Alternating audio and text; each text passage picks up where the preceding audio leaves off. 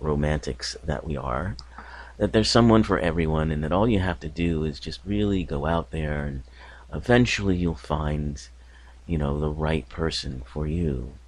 Um, and it's not always true. It's not true for everyone. And quite frankly, the people who have found, someone, people who found each other and have, wonderful relationships, um, don't understand. I think they don't really understand how lucky they are. They just think that, everybody can do this. Uh, and not everybody can. Not everybody should. Uh,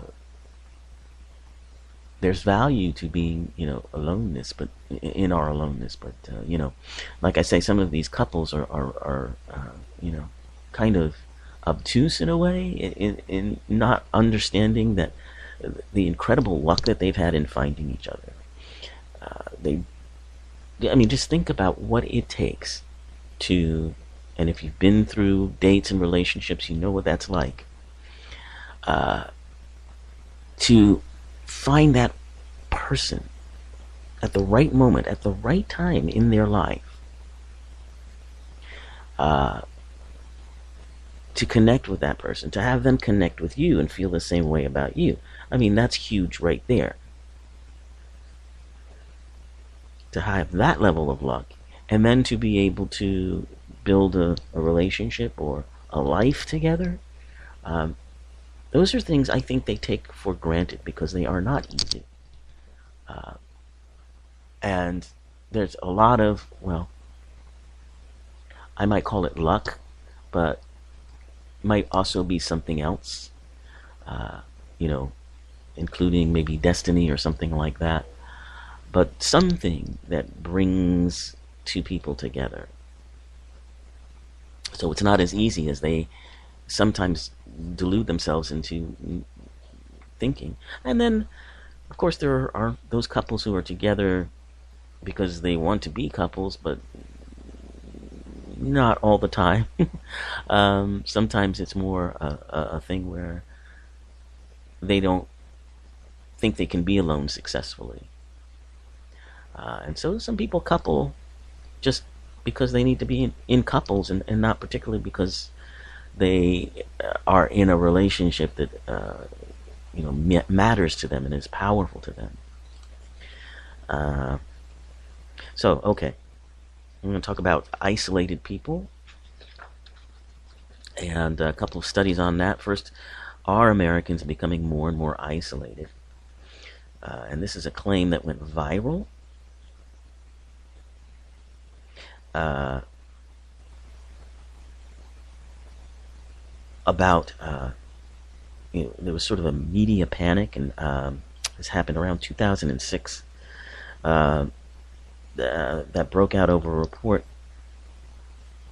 uh, about the answers to a particular research question that was being asked, which was looking back over the last 6 months, who are the people with whom you discussed matters important to you? And there were headlines in and articles in periodicals such as the New York Times, USA Today, and Science Daily. The headlines like "Americans' circle of friends is shrinking," new study shows.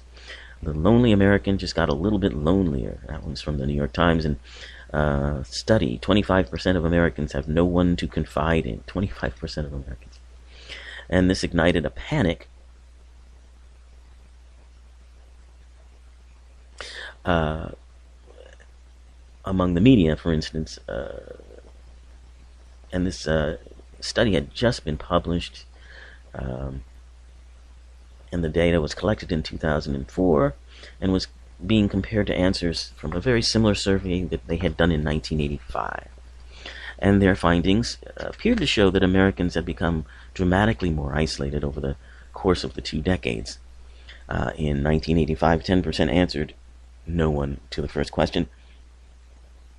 But by 2004, nearly 25% said that there was no one with whom they had discussed important matters in the past 6 months. So the average number of people that Americans named in response to that question dropped to. In 1985, it was about 3. people, and by 2004 it was just 2. That's a decrease of about a third. And by sociological standards, that's a huge change over a relatively short historical period. So to many minds, the case was made. Americans were growing increasingly isolated. And so there were lots of punditry around that issue.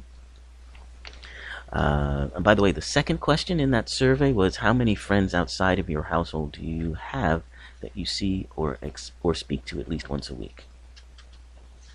Now, just remember that this study was done, and all of these articles were printed before the advent of Facebook and other social media. So now I think there's probably a very different perspective on that, but and now they have studies about social media saying social media can cause depression and things like that, but we'll have to get into that another day. Anyway, just to look at another perspective on it, this researcher, his name was McPherson, and his colleagues noted that the data may overestimate the number of social isolates. And in looking more closely at the data, they did find some errors that rendered the results a little less striking, but still a significant trend.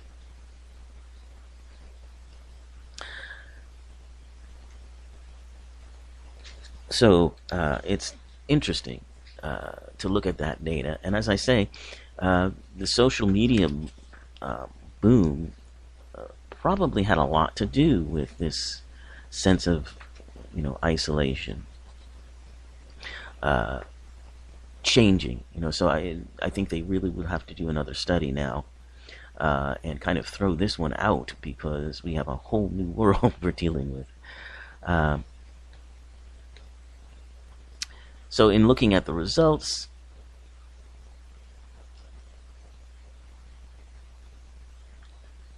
apparently it might have been the questions that led to these kinds of responses. There were some surveys during that period where there were more or different questions, like how many close friends would you say you have? And apparently that number did not shrink over time.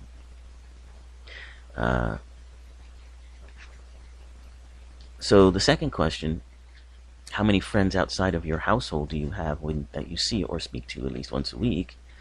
In analyzing those questions, 5% of American adults said they had no friends.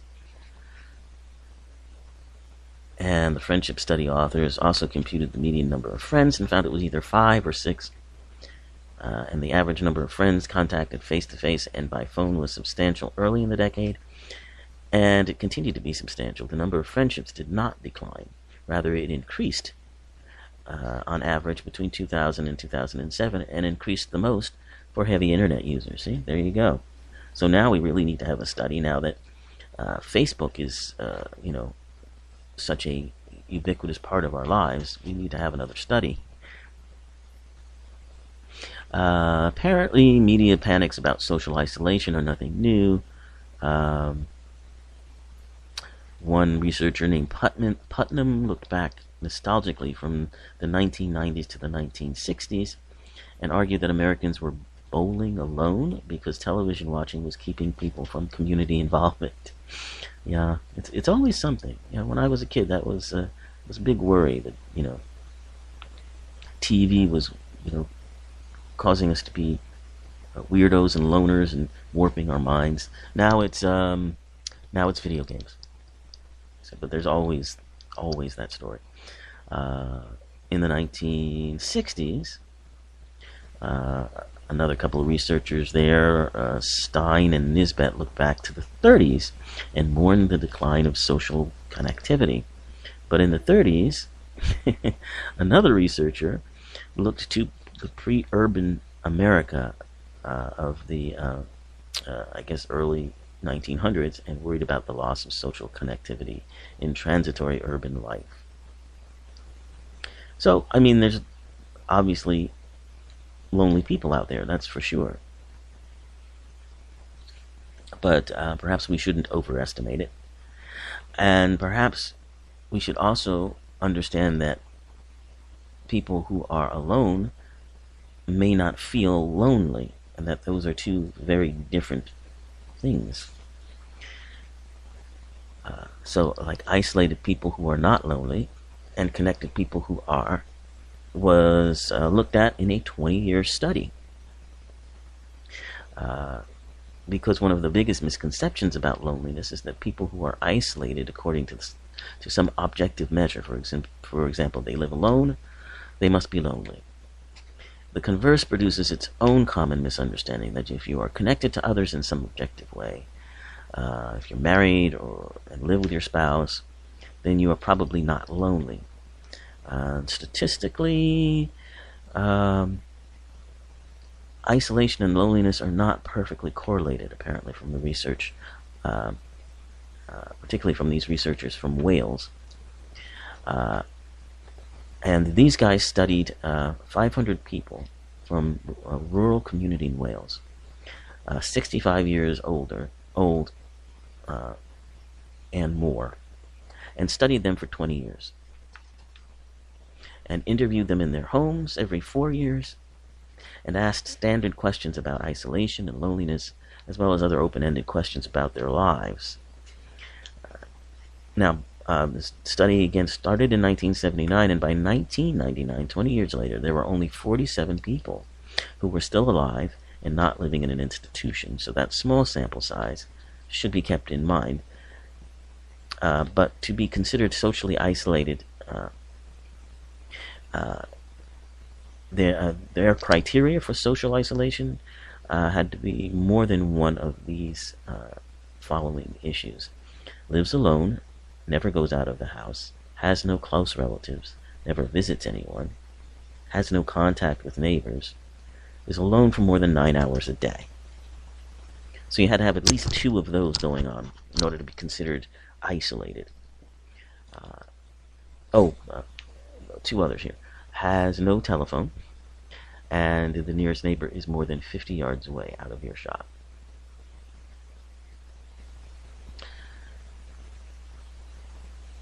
So to determine loneliness now, these criteria were used. Feels lonely much of the time, wishes for more friends, does not see enough of friends and relatives, has no confidants, has no real friends living nearby, does not meet enough people, and has no one of whom to ask favors, and spent previous Christmas alone and lonely. So, now, there were a classification of people who were classified isolated but not lonely.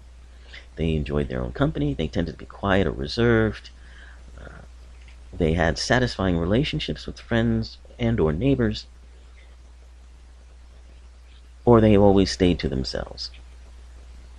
In this sample, they were all people who did not have children, and they had self-sufficient personalities, and they spent the previous Christmas alone by choice. Some people were isolated or lonely early in the study, but overcame their loneliness later on. Typically, these were people who had made lifestyle changes. For example, one person at the outset of the study had been recently widowed, but 12 years later, though she had made several good friends and also had good relationships with neighbors, and she no longer felt lonely. Another example was a widowed farmer who initially felt very isolated and lonely, but after suffering a heart attack, he cut down on the number of livestock he maintained and spent more time chatting with neighbors and hanging out at the pub, and didn't feel lonely anymore. Now, there were those people who were not isolated, but lonely. They were caring for a dependent spouse and had little help. They were living with an adult child who was working full-time. They had experienced the death of their spouse or friends. They moved during the study. Their health was deteriorating. No one visited them. They don't ask for help.